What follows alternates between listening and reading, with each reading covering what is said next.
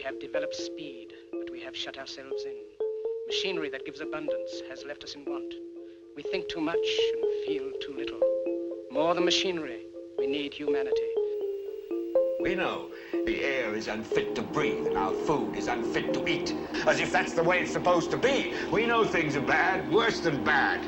They're crazy. Silence! The great and powerful Oz knows why you have come.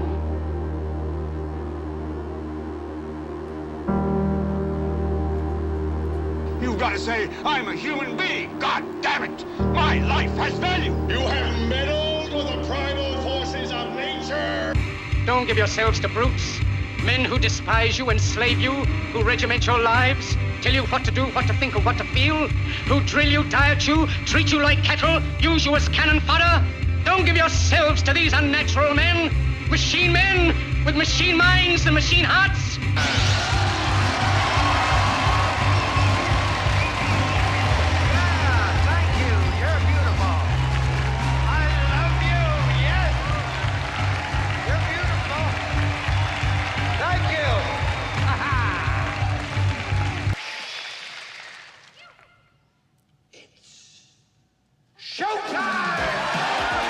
It's time to buckle up for making sense of the madness. And who loves you? And who do you love?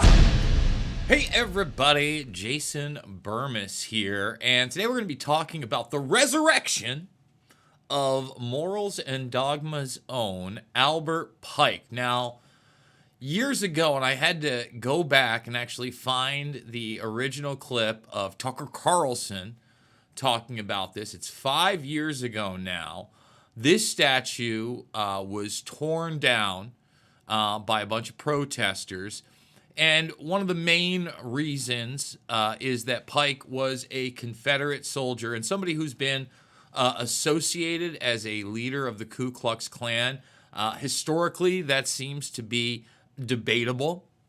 But now the press is saying Donald Trump is now resurrecting the statue and bringing it back. And I'm going to be somewhere totally away from all of these people because, for instance, if my memory serves me correctly, if it's not this clip, it would be a different one we did with the Tuckins. He wanted to basically say that the people that were doing that should be charged as domestic terrorists. No. 1,000% no. Okay? If you take part in vandalizing or destroying property, guess what? We got charges for that. And if you want to expand upon those charges because the site is some kind of historical significance, so be it. Let's not get too far away from it. We certainly don't take away somebody's due process and rights as a citizen for that kind of behavior, whether you like it or not. Now, as far as the statue coming back in D.C. on the Capitol grounds, personally, I don't know if that's the best. I've always said this about all these statues, and I know everybody wants to get into North Carolina and the fine people. I don't like to run away from history at all. I think that's a bad move. I think history needs to be preserved. That doesn't mean that you keep monuments around forever, especially if they might represent something a little bit reprehensible. But if you are going to take them away from that site, I think you do so in a manner that you make another place, a museum type place, right? Doesn't have to be even a full museum, some other type of historic site where you show where it was originally and why it was put there and the historical context of the time. Shocking. I know that sounds like a wild, wild concept. But, again, what we're going to do here is we're going to read this USA or CIA Today piece on this incident. And then, because Pike is a very, very controversial figure, he is a 33rd degree Mason, and people often talk about him with his quotes about the seething powers, the seething energies of Lucifer. So we're gonna read the Lucifer quotes here as well. We're going to watch that Tuckins piece. I need you to thumbs it up, subscribe, and share. Saw the great Kurt Metzger in the chat already. Really want to thank Kurt for his appearance last week on the program. My most watched show in years, Kurt. Literally my most watched show, I think, in close to half a decade. And I can't thank you enough. We're going to have to get you on. Kurt's always really fun and always into the esoteric stuff. And yes, Esoterica, I believe, is one of the books by Pike. I mean, a prolific author on all this stuff. We could get into other Mason authors. Manly P. Hall comes to mind, constantly invoking Albert Pike, etc. So we're going to do it to it. Let's thumbs it up, subscribe, share, ring that bell if you're new, and I'm going to say it again. I need you guys now more than ever. $5, $10, $15. It means the world to me. Big donors. I'm going to be straight with everybody. I was picked to be on that Surrounded program as one of the 25 quote-unquote conspiracy theorists. And I was going to go on in regards to 9/11 against a journalist. But it was such last minute, and they did offer a stipend of like $600. But it wouldn't even have covered my costs if I flew in the morning, flew out that night, and God forbid, one of my flights was delayed and I missed the whole shoot altogether. I told them, hey, I would love to be the guy who is the conspiracy theorist versus 20 journalists. If you guys haven't seen Surrounded, it's actually a pretty interesting debate show on YouTube. And I really do believe I would go 20-0. So I said that to him. I said, hey, can't make it this time, but if you want to put me in the middle up against 20 journalists, I can't wait. Give me a follow on X as well. This has been the platform that is now very hard to grow on, where we were like kind of crawling and kicking and screaming and maybe getting 5 or 10 followers every week or so. Now we're getting none. We're in the negative again. It's maybe 1 or 2 a day. So exit up if you can. Let's get into it. No one was sad to see the Confederate statue go. Now Trump is bringing it back. And like I said, the Confederacy part of Pike, although, a semi-major one, I would argue, obviously, the Masonry, the esoterica, the politics of the time, his influence at the time, that's way, way more important. But, of course, this is how they want to focus on it. President Donald Trump is still defending the Confederacy in 2025. This is where they lose me. It's like cartoon level, okay? The National Park Service announced on August 4th that it intends to restore and reinstall a monument honoring Albert Pike just miles from the U.S. Capitol grounds. The announcement fails to mention that Pike was a Confederate general who fought to protect slavery. And again, we're going to read his Lucifer quotes, but it's always, always about this. It's always, and that's why we're going to play the Tuckins piece too, because the Tuckins piece rightfully points out Teddy Roosevelt, who to this day is one of my favorite historical figures and presidents of the United States. Yeah, and again, it's not like I knew the guy. It's not like I can even make a fair judgment about being in that era because I wasn't. But as far as what I can read about his policy and his actions, especially for the time, I like the walk softly but carry a big stick. I like trust busting. I'm a big TR guy. Hey, Robin Williams, great job doubling up on those Night at the Museum movies, brother. You were good. You were good in those. We like that. Anyway, here we go. It also continues to make clear what parts of American history that the Republican Party and Trump want so desperately to commemorate and erase. It's part of a recent push by the Trump administration to restore truth in American history by undoing all the progress made in the wake of the 2020 Black Lives Matter protests. The statue announcement comes after Trump began restoring the names of Army bases that were once named for Confederate soldiers. Back in March, he signed an executive order that called for the federal review of the monuments that were removed in 2020. I grew up in the South, surrounded by the remnants of the Confederacy. I have learned about the Civil War my entire life and my perspective as Southerners. Trust me when I say these statues have no place in the United States. Let me say this. Totally disagree with that statement. They absolutely have a place in the United States because that's where they originated. Where should they go? Those that don't understand history are doomed to repeat it. So again, that doesn't mean you keep it out in the open, right? I'm not necessarily for this restoration of the Pike statue. But you certainly put it somewhere, and you put it on display, and then you explain why it was there in the first place. Who was Albert Pike? The man Trump wants to honor. Look, man, I'll say this. If Trump does come out and start honoring Albert Pike, we'll certainly cover it here. Okay? Pike, and at least they start here, a Freemason, 33rd degree. You can take a look at that thumbnail. It's a real photo of Mr. Pike.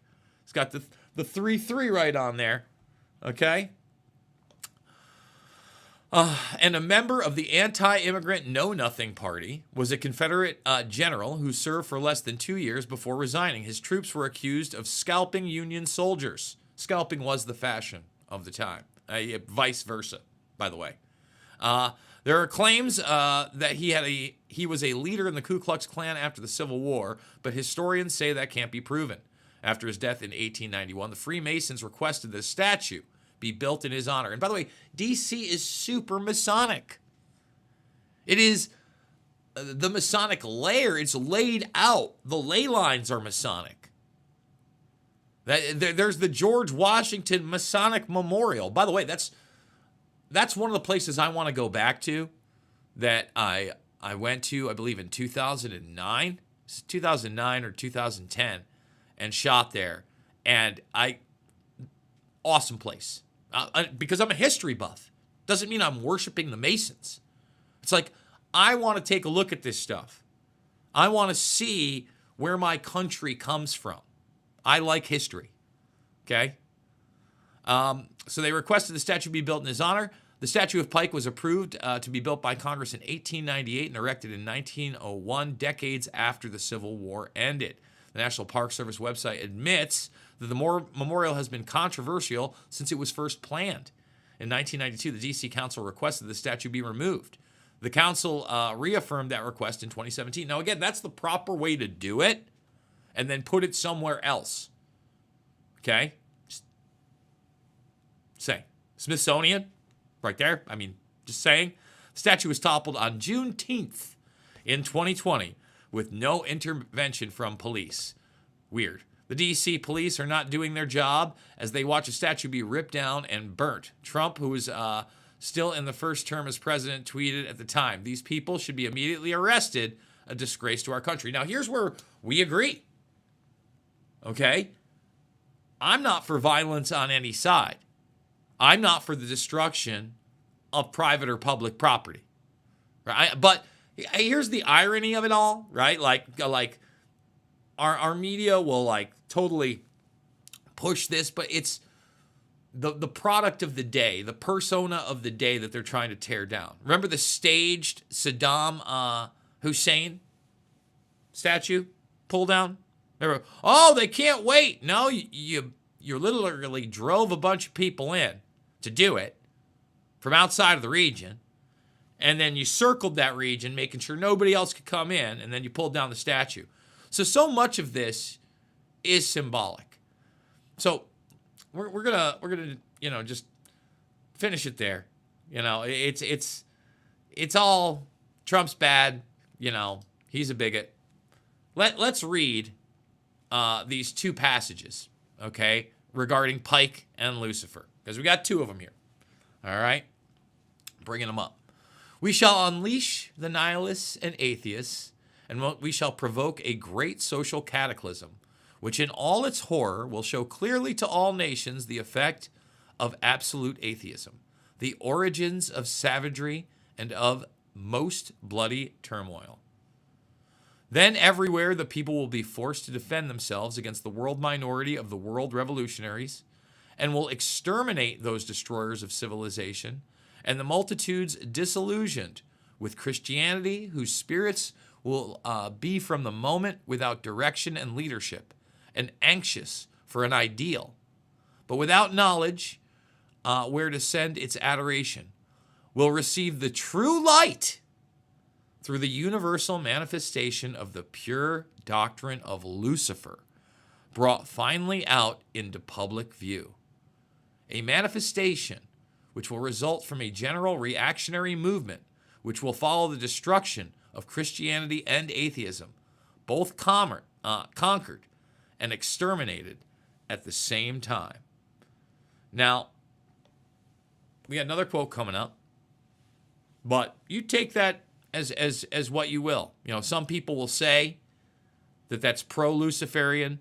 Some people will say that that is pointing out that as we move towards more towards atheism, both atheism and Christianity will be destroyed because of the Luciferian doctrine coming into play.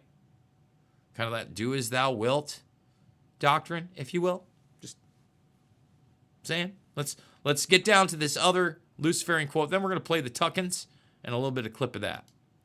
Let's see. Right there. There we go. Okay.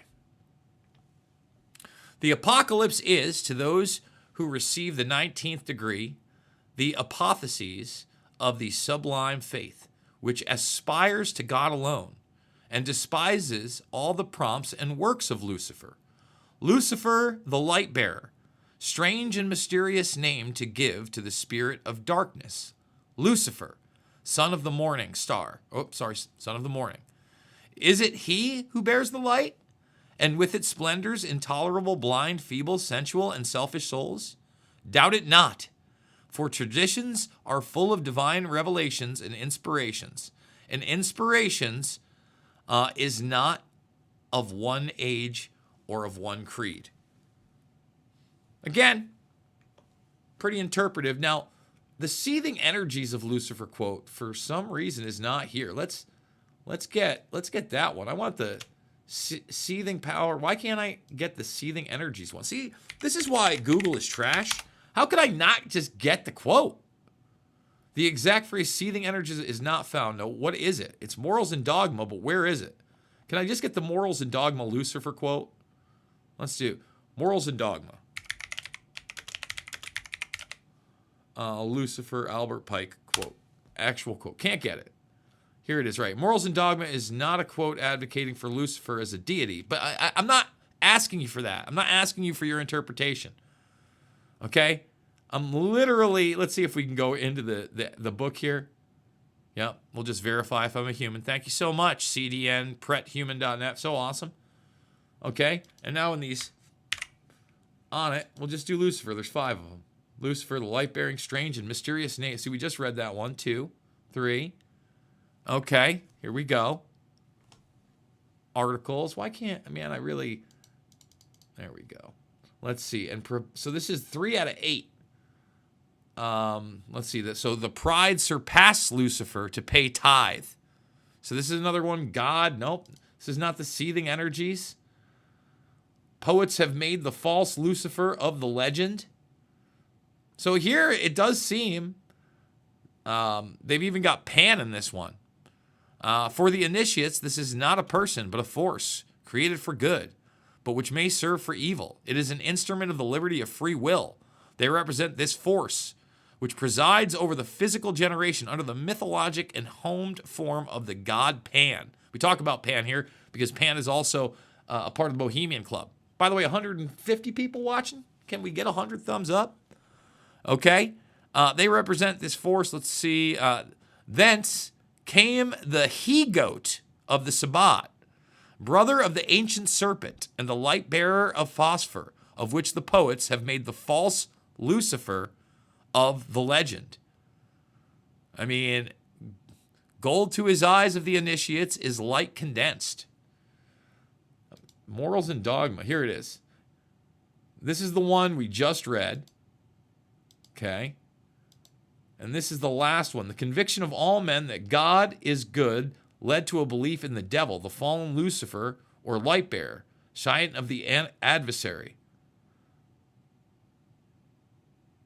in an attempt to explain the existence of evil. So you know what? I out of everything today, here's what we learned. Jason Bermas couldn't find the seething energies of Lucifer comment. Couldn't do it. If somebody, this is some homework for everybody. Hit me on the X, at me on the X with sourcing that seething energies of Lucifer comment. We're going to go to the Tuckins because I think Tucker gets some of this right. But then when talking about the Pike statue being torn down, again, I'm not sure if it's in this segment or not, he gets it wrong. So here's Tucker 5 years ago on this subject. This is happening all over the country, as you know, and there's a reason for it. Over the weekend, most recently, doubtless you've heard of this, city officials announced their plan to remove the statue of Teddy Roosevelt from outside New York's Museum of Natural History. The bronze statue has stood there in the Theodore Roosevelt Rotunda facing Central Park since before the Second World War. Soon it will be gone. People who erected that statue 80 years ago would be confused by this, no doubt. They did not consider Teddy Roosevelt a controversial figure. In fact, Roosevelt was the most popular president in American history. He was also the most American president. No other country could have produced Teddy Roosevelt. Roosevelt's virtues mirrored the values of America. He was physically brave, he was profoundly literate, highly self-disciplined, and amazingly energetic. While still a college student, Roosevelt wrote a 2-volume history of the War of 1812 that is still in print today. You can buy it on Amazon. He was the youngest president in our history. He saved our economy from corporate monopolies.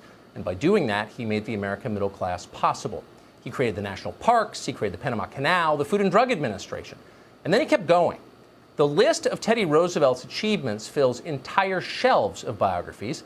Those are in addition to the more than 40 books he wrote himself on topics ranging from Oliver Cromwell to cattle ranching to social justice. Personally, Roosevelt was a famously decent man. In 1901, he invited his friend Booker T. Washington to dinner. No African American had ever eaten in the White House. Democrats roared with rage at the idea. For the crime of having a meal with a black man, they attacked Teddy Roosevelt and his wife for the rest of their lives. But Roosevelt never bowed. He gave the finger to the mob, and he continued cheerfully on. Teddy Roosevelt was a hero to millions of Americans. He still is. That's precisely why they're tearing down his statue. They know that if they can force you to watch as they topple your heroes, they have won. There is nothing they can't do next. They can decide how you raise your children, how you vote, what you're allowed to believe.